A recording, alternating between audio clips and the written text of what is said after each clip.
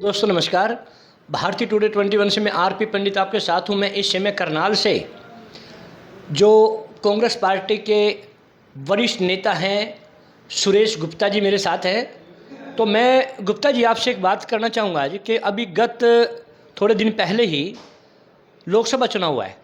करनाल के सारे लीडर मिलकर भी यहाँ से कांग्रेस पार्टी को जिता नहीं पाए और अब सभी जैसे अपने अपनी दावेदारी कर रहे हैं और उसके बाद कुछ चुनौतियां और बड़ी होंगी या घटी होंगी।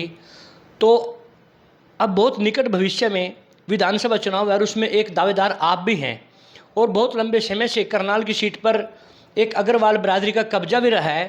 तो आप किस तरह से समझते हो, अगर आपको टिकट मिलता है तो उस गैप को कैसे ख़त्म करेंगे?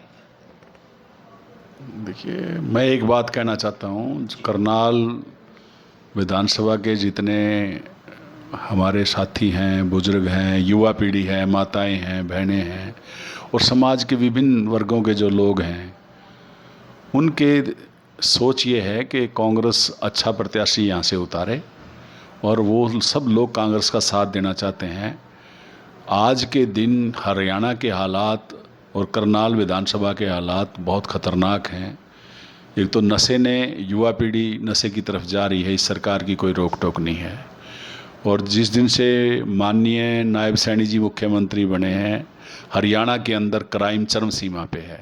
रोज़ाना कहीं न कहीं फिरौती मांगी जाती है, गोलियां चलती हैं। हालात हरियाणा के क्राइम की दृष्टि से, अपराध की दृष्टि से बहुत ख़तरनाक हैं। मैं ये समझता हूँ कि भाजपा की सरकार आज कंप्लीट फेल है अपराध को रोकने में, नशे को रोकने में। और जो बेरोजगारी है वो भी चरम सीमा पे है, महंगाई चरम सीमा पे है। आज सरकार किसी भी बात पे कंट्रोल नहीं कर सकती। आप देखिए, रोज़ाना कंप्यूटर वाले, कभी दूसरे डिपार्टमेंट के लोग, रोज़ाना करनाल तो प्रदर्शन की नगरी बन चुकी है। पहले खट्टर साहब थे, उन्होंने लोगों की बात नहीं सुनी। अब नायब सैनी जी हैं, इन पे समाधान नहीं हो रहा। तो मैं समझता हूँ कि चाहे पोर्टल का मामला है, चाहे फैमिली आईडी की बात है, चाहे प्रॉपर्टी आईडी की बात है, चाहे राशन कार्ड करने की बात है, चाहे मकान बनाने की बात है, दालें महंगी हैं, प्याज महंगे हैं, आलू महंगा है, सब्जियां महंगी हैं, टमाटर महंगा है।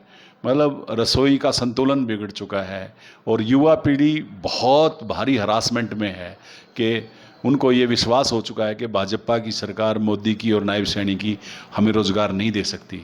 तो मैं समझता हूँ कि लोकसभा के चुनाव से बेहतर चुनाव के रिजल्ट आएंगे।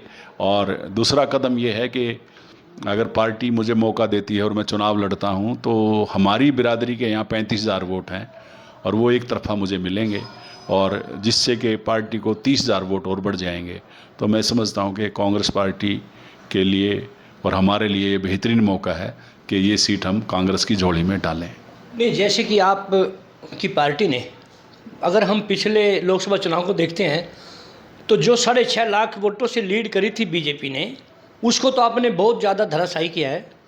और अब एक बात और है सर कि जैसे कि भाजपा वाले या अन्य दलों वाले सभी कहते हैं कि भाजपा ना कांग्रेस जो है अपनी फूट में ही लुट जाएगी। भाई एक दूसरे नेता एक दूसरे को कहीं ना कहीं मात देंगे। तो आप क्या सोचते हैं कि जो विधानसभा चुनाव है उसमें कुमारी शैलजा जी, चौधरी भूपेंद्र सिंह हुड्डा जी और जो अध्यक्ष हैं सभी मिलजुल कर सरकार बनाएंगे या फिर उसी तरह से एक दूसरे के जो आरोप लगाते हैं विपक्षी दल, या उन पर कोई फर्क पड़ेगा जी? देखिए, हरियाणा में कांग्रेस एक है। चौधरी भूपेंद्र सिंह हुड्डा जी, कुमारी शैलजा जी, रणदीप सुरजेवाला जी, मैं कार्यकारी अध्यक्ष मैं हूँ, रामकिशन गुर्जर जी हैं, जितेंद्र भारद्वाज जी हैं, पार्टी के सारे एमएलए, एक्स एमएलए, पार्टी के सभी सीनियर साथी, पूरे हरियाणा में कांग्रेस की लहर है। और सारी हरियाणा की जो हमारे ये सो कॉल्ड बड़े लीडर हैं, सब राहुल गांधी जी के और खड़गे जी के नेतृत्व में विश्वास रखते हैं और सब मिलकर काम कर रहे हैं। और हरियाणा में कांग्रेस पार्टी चुनाव जीत रही है। कांग्रेस का माहौल है, कांग्रेस की आंधी है। अच्छा जी, जैसे कि पिछली बार कांग्रेस ने भी काफ़ी आरोप लगाए वर्तमान भाजपा सरकार पर कि यहाँ पर करनाल के अंदर बहुत बड़े पैमाने पर भ्रष्टाचार हुआ है और वो सुविधा लोगों को नहीं मिल पाई जिस तरह से पैसा लगाया गया है। अगर आपको मौका मिलता है और आप जीतते हैं, क्योंकि बनिया बरादरी, अग्रवाल बरादरी के काफ़ी बार यहाँ पर मौका मिला है करनाल में, तो आप सबसे पहले करनाल में क्या काम करना चाहेंगे?